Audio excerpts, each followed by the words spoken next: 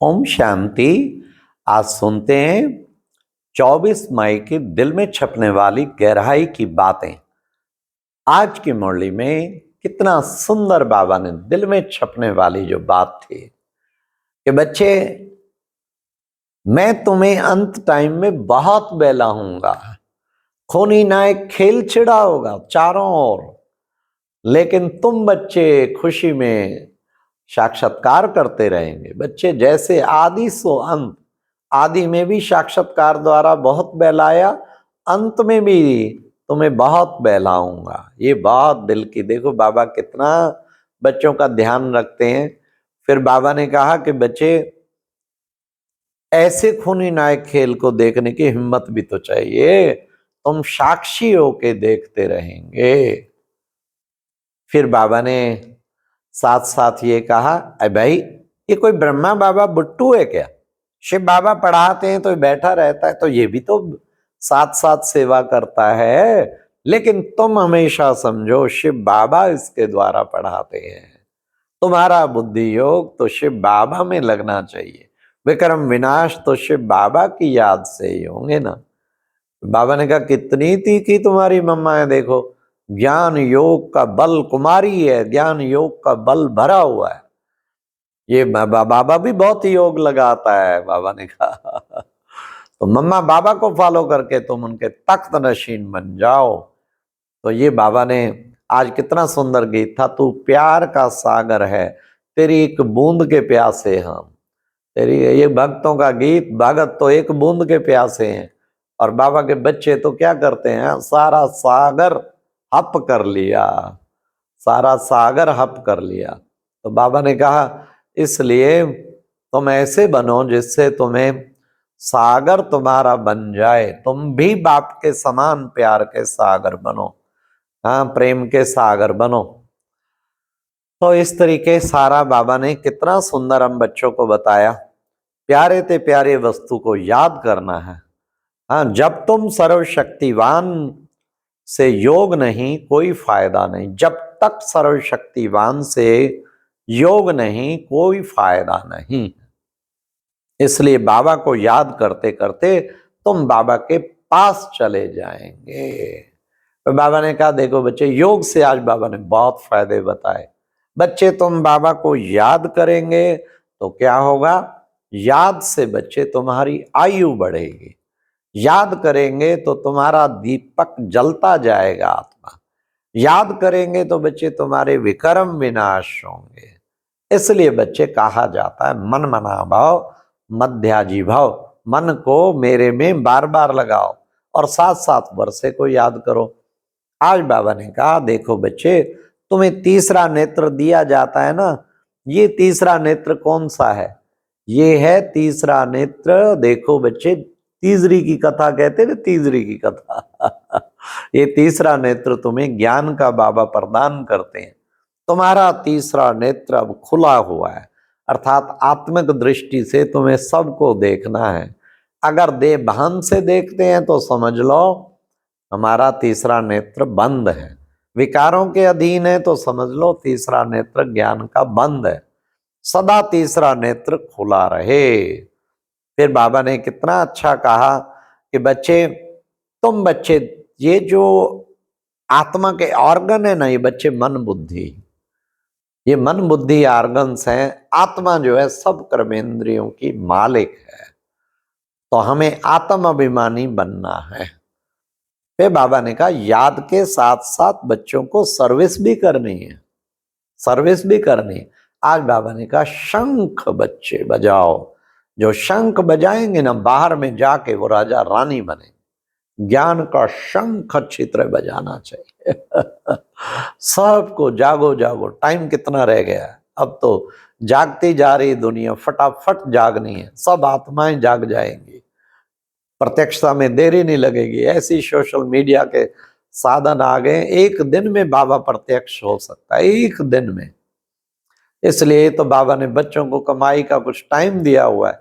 जो बच्चे जितना कमाई कर सकें, वो ऐसा ही ऊंची स्थिति बना के अपने आप को ऊंचाई की ओर ले जाएं। फिर बाबा ने कहा सब सजनियां शोक वाटिका में बैठी हैं, तो इसलिए बाबा ने कहा ऐसा शोक वाटिका में बैठी हैं, तो जिस तरह समझो बाबा ने कहा उस शोक वाटिका से तो वास्तव में अभी तो शोक वाटिका में, अशोक वाटिका तो सतयुग में होंगे। आज बाबा ने कहा अच्छा नंबर पाना चाहते हो ना, तो फिर क्या करना है। बाबा ने कहा अच्छा नंबर पाना चाहते हो तो बच्चों को पुरुषार्थ तो करना पड़ेगा। कहीं सोचते हैं बस हमें बैठे बिठाए बादशाही मिल जाए, ऐसा तो नहीं होगा। अगर पुरुषार्थ नहीं करेंगे तो उच्च पद कैसे पाएंगे। बगैर पुरुषार्थ के तो पानी भी नहीं मिलता। तो मेहनत करनी है ना, चारों सब्जेक्ट्स पे मेहनत करनी है, उसका प्लान बनाना है, और रह जाएंगे। अगर सोचते सोचते सोचते विनाश आ गया तो रह जाएंगे, इसलिए खूब पुरुषार्थ करना है। आज बाबा ने कहा देखो बच्चे, हम सो हम सो हम, ये बच्चे जो चक्र का ज्ञान, कैसे हम सो देवता, सो हम फिर क्षत्रिय बने, सो हम फिर वैश्य बने, फिर शूद्र बने, फिर हम सो ब्राह्मण, फिर हम सो देवता।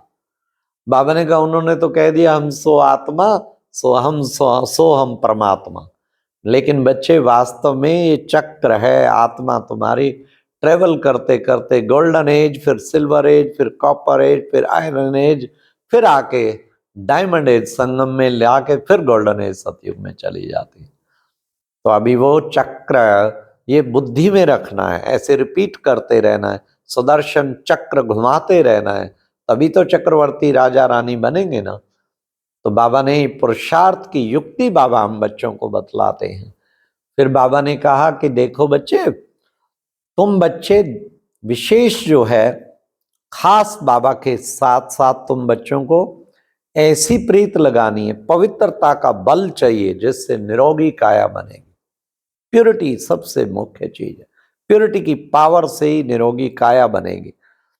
फिर बाबा ने कहा विशेष जो है अतीन्द्रिय सुख पूछना है तो किससे पूछो, गोपियों से पूछो। कितना डूबे रहते हैं बाबा की याद में। अतीन्द्रिय सुख पूछना है तो गोपियों से पूछो। रोज अतीन्द्रिय सुख में तो डूबना ही चाहिए। 1-2 घंटे ऐसा लवलीन हो जाओ और कुछ याद ही ना रहे, मैं और मेरा बाबा, तीसरा कोई नहीं। यही तो, तभी तो अतीन्द्रिय सुख की वासना हो, नहीं तो खाली खाली जीवन। सेवा कितनी कर लो, अगर योग नहीं तो कोई फायदा नहीं। योग का शौक होना चाहिए। रोज का टारगेट कुछ हो जाए, 3 घंटा विशेष बैठना है, 3-4 घंटा बाबा की याद में। चलते फिरते कितना भी करो, 3-4 घंटा तो डुबकी लगानी है। 2-3 घंटा मैं और मेरा बाबा और कोई नहीं। अमृतवेला, नुमाशाम, और कोई टाइम सेट करो, कुछ भी सेट करो, तपस्या बड़ी जरूरी है, नहीं तो रह जाएंगे। तो बाबा ने आज कहा कि देखो बच्चे, ज्ञान अंजन सतगुरु दिया, कहा जाता है ना, ज्ञान अंजन सतगुरु दिया बच्चे, अज्ञान अंधेर विनाश। तो बच्चे ये ज्ञान का अंजन बाबा दे रहा है, जिससे तुम्हारा वास्तव में अज्ञान का अंधेरा विनाश हो जाता है। बाबा ने कहा बच्चे तुम बाप को याद करते रहेंगे ना तो सही सलामत रहेंगे, फिर तुम्हें किसी प्रकार की कोई चिंता करने की जरूरत नहीं है।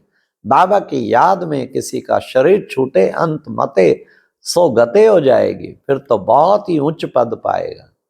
इसलिए बाबा ने कहा बच्चों को ऐसा ही पुरुषार्थ करना है। आज बाबा ने वरदान में कहा माया और तपस्या और सेवा के द्वारा भविष्य राज सिंहासन, महाराज भाग का सिंहासन लेने वाले सिंहासनधारी भव। जितनी संगम पर तपस्या सेवा करेंगे उतना बड़ा सिंहासन मिलेगा सतयुग में, बिल्कुल जहां का पुरुषार्थ वहां के बराबर। तो बाबा ने कहा ये राज सिंहासन तुम बच्चों को प्राप्त करना है भविष्य का, तो अभी तुम्हें खूब तपस्या और सेवा करनी है। फिर बाबा ने कहा रूहे गुलाब वह है जो अपनी रूहानी वृत्ति से वायुमंडल में रूहानियत की खुशबू फैलाता रहे। रूहे गुलाब, गुलाब को देख के कितना चेहरा खिल जाता है। तो रूहे गुलाब वह है अपनी रूहानियत की वृत्ति से सारे वायुमंडल में खुशबू फैलाता रहे। खुशबू खूब फैलानी है। अच्छा, ओम शांति। ये थी आज की मुरली से दिल में छपने वाली गहराई की बातें। ओम शांति।